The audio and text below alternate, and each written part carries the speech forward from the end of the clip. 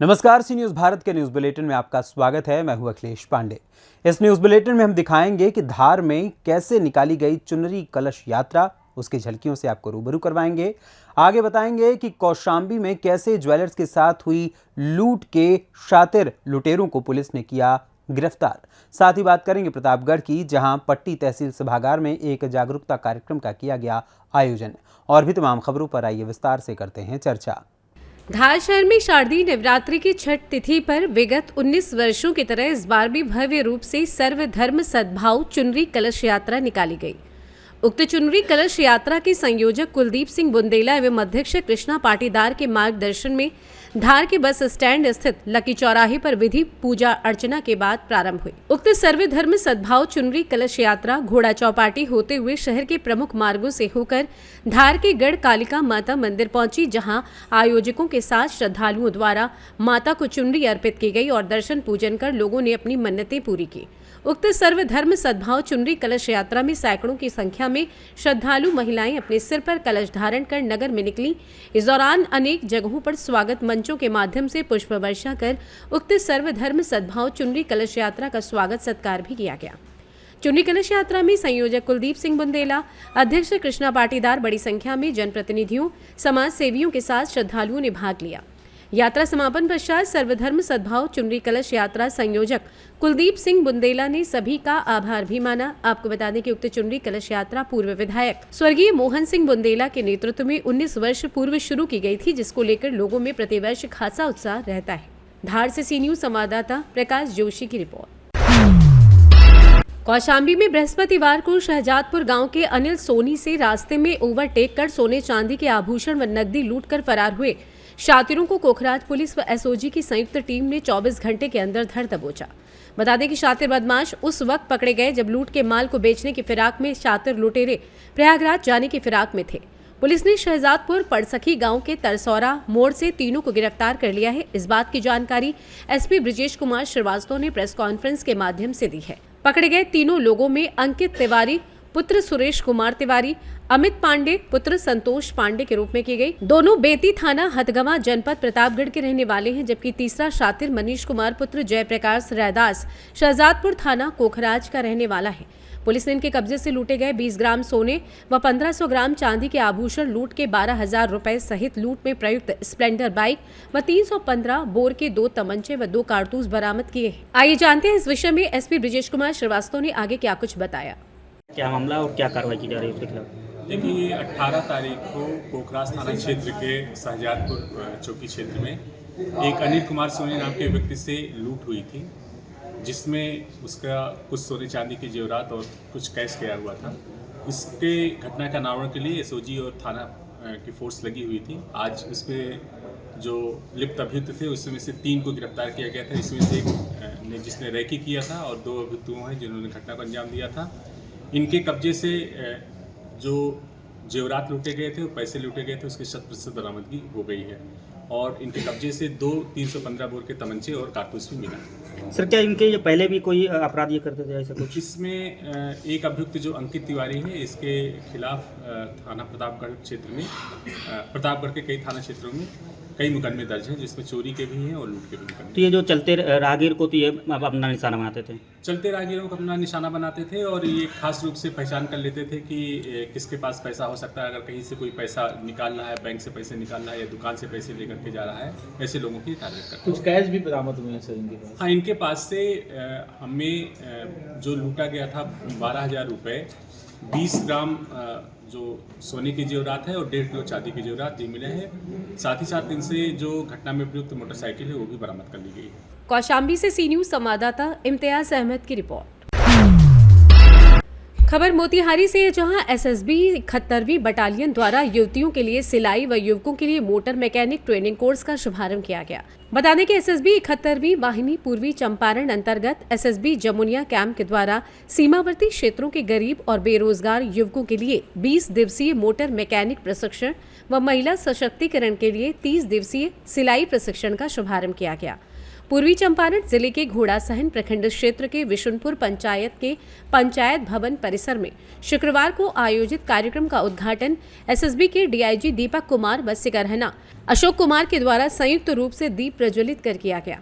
इस अवसर पर उपस्थित प्रशिक्षुओं व ग्रामीणों को संबोधित करते हुए डीआईजी दीपक कुमार ने बताया कि भारत सरकार के द्वारा समय समय पर सीमावर्ती क्षेत्रों के युवक व युवतियों के कौशल विकास हेतु ऐसे प्रशिक्षण सशस्त्र सीमा बल के माध्यम से दिया जाता है, जिससे सीमा क्षेत्र के लोगों को स्वावलंबी बनाया जा सके। इसमें सीमावर्ती क्षेत्र के स्थानीय महिला व नागरिक पंजीकरण कराकर निःशुल्क प्रशिक्षण प्राप्त कर रहे हैं और अपने आप को स्वावलंबी बना सकते हैं। वहीं कार्यक्रम में उपस्थित सिकरहना डीएसपी अशोक कुमार ने बताया कि एसएसबी द्वारा कराए जा रहे ऐसे प्रशिक्षणों के माध्यम से सभी ग्रामीणों का कौशल विकास हो रहा है।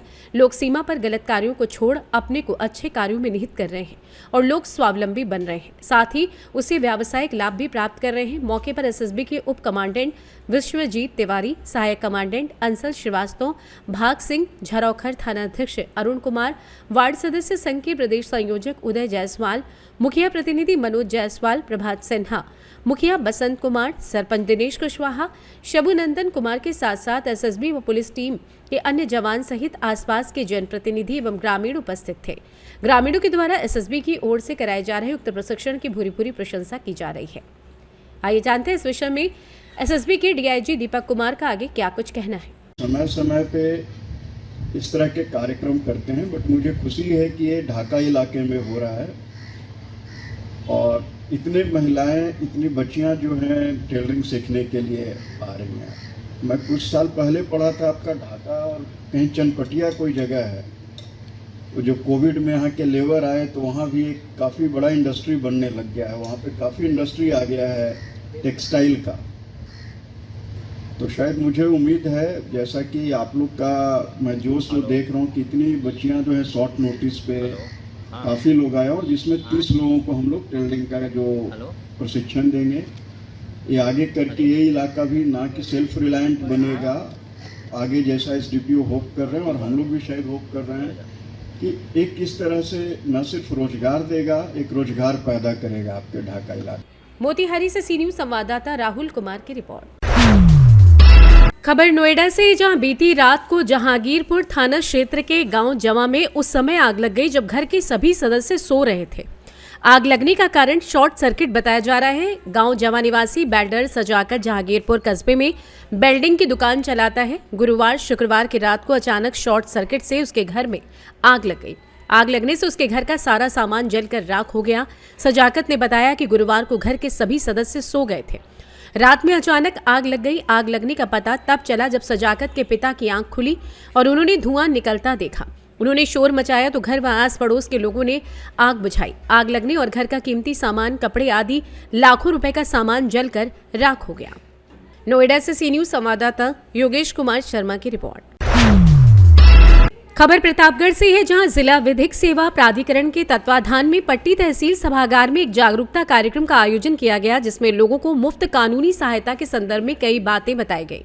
बता दें कि जिला विधिक सेवा प्राधिकरण प्रतापगढ़ के तत्वाधान में ये कार्यक्रम जिला विधिक सेवा प्राधिकरण के सचिव प्रतापगढ़ अपर जिला जज नीरज कुमार बेरनवाल की अध्यक्षता में संपन्न हुआ, जिसमें पट्टी ग्राम न्यायालय के न्यायाधीश अश्विनी उपाध्याय, पट्टी तहसीलदार मनोज कुमार राय, नायब तहसीलदार रामेश्वर तिवारी सहित अन्य अधिवक्तागण मौजूद रहे। लोगों को संबोधित करते हुए पीएलवी राम प्रकाश पांडे ने कहा कि सरकार द्वारा जहां लोगों को मुफ्त कानूनी सहायता प्रदान की जा रही है, वहीं कई जन कल्याणकारी योजनाओं के क्रियान्वयन में जिला विधिक सेवा प्राधिकरण की भूमिका बेहद महत्वपूर्ण है। जिला प्रोविजन अधिकारी रंग बहादुर ने सरकार की तमाम योजनाओं के क्रियान्वयन के संबंध में किसी भी प्रकार की समस्या न आने की बात कही। वहीं जिला विधिक सेवा प्राधिकरण प्रतापगढ़ के सचिव अपर जिला जज नीरज कुमार बेरनवाल ने बताया कि विधिक सहायता हासिल करना मौलिक हक है। विधिक सेवा प्राधिकरण के तहत लोक अदालत का भी आयोजन किया जाता है, जिसमें सिविल मामलों के साथ साथ उन आपराधिक मामलों का भी आपसी सुलह समझौता से निस्तारण किया जाता है जो अपराध शमनीय अपराध की श्रेणी में आते हैं। प्रतापगढ़ जिला श्रमिक अधिकारी ने श्रमिकों के पंजीकरण तथा उसके लाभ के बारे में विस्तार से बताया। कार्यक्रम में मुख्य रूप से अध्यक्ष अधिवक्ता राधा रमन मिश्रा, महामंत्री अनिल सिंह, बिंदु पाठक, रंजन त्रिपाठी, अमित चौरसिया, मानस त्रिपाठी सहित सैकड़ों लोग मौजूद रहे। आइए जानते हैं इस विषय में अपर जिला जज नीरज कुमार बेरनवाल का आगे क्या कुछ कहना है। सर, आप अपर जिला जज हैं और आज पट्टी में जिला विधिक सेवा प्राधिकरण द्वारा एक कार्यक्रम का आयोजन किया गया है, जिसमें आप शामिल होने के लिए आए हैं। क्या कार्यक्रम रहा और आपने जिला विधिक सेवा प्राधिकरण के पैनल अधिवक्ताओं का विस्तार किया है, कौन कौन लोगों की नियुक्ति हुई है, इसके विषय में जानकारी दें। पैनल अधिवक्ताओं के रूप में लगभग 67% की नियुक्ति हुई है, जो कि निःशुल्क विधिक सहायता प्रदान करेंगे सिविल मैटर्स में भी और क्रिमिनल मैटर्स में भी। आज का यह कार्यक्रम सभी को विधिक साक्षरता एवं जागरूकता शिविर जो ये आयोजित हुआ है, ये मुख्य रूप से सबको इस बाबत जानकारी देने के लिए है कि जो सरकार की योजनाएं संचालित हो रही हैं, विशेष रूप से बाल सेवा योजना, जिसमें अगर परिवार के जो माता या पिता की किसी की डेथ होती है तो 2 बच्चों को 2,500 हज़ार रुपये पर मंथ उसे मिलते हैं, जिससे उसकी शिक्षा चलती रहे और वो गरीबी से भुखमरी से